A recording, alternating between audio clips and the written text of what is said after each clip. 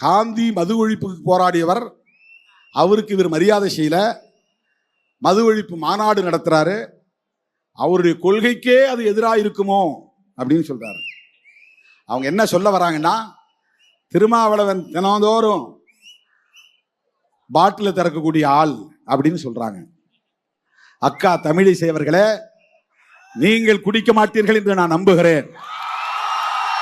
உங்களுக்கு குடிப்பழக்கம் இருக்காது என்று நான் நம்புகிறேன்.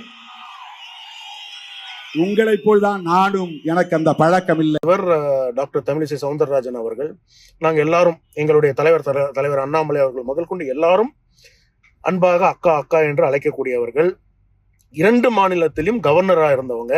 நீங்களே பல முறை சொல்லியிருக்கிறீங்க, அவங்க தமிழகத்துக்கு ஒரு மிகப்பெரிய ஒரு தமிழ் சமுதாயத்துக்கு மிகப்பெரிய ஒரு அடையாளம். நீங்க நம்ம பர்சனலா மீட் பண்ண கூட நீங்க சொல்லியிருக்கிறீங்க.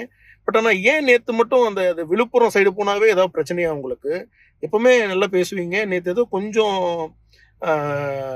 என்னன்னு தெரியல, இந்த விஸ்கி பிராந்தின்றதுனால ஏதோ கொஞ்சம் எஃபெக்ட் ஆயிடுச்சு, என்னன்னு தெரியல. வாட் எவர் இட் இஸ், அண்ணன் நீங்க இந்த மாதிரி பேசுனது ரொம்ப தவறு. ஏன்னா எந்த பெண்களையுமே நீங்க இதை ஏத்துக்கவே மாட்டாங்க.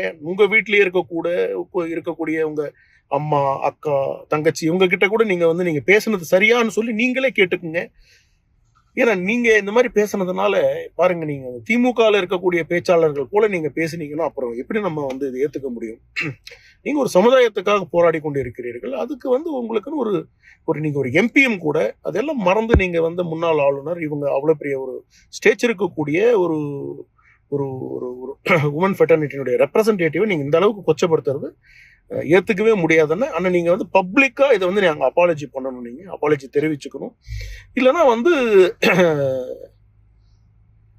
இது உங்களுக்கு ஒரு மிகப்பெரிய ஒரு பிளாக் மார்க்கா இருக்கும். பிறகு என்னன்றது நாங்களும் பார்ப்போம். ஸோ அண்ணன் திருமாவளவன் அவர்கள் public apology, we demand a public apology. இது போன்ற முக்கிய நிகழ்வுகள், அரசியல் தகவல்களை ஆழமாக மாறுபட்ட கோணத்திலும் அறிந்து கொள்ள மறக்காமல் உங்கள் TNS24 டிஜிட்டல் பக்கத்தை பின்பற்றிக் கொள்ளவும்.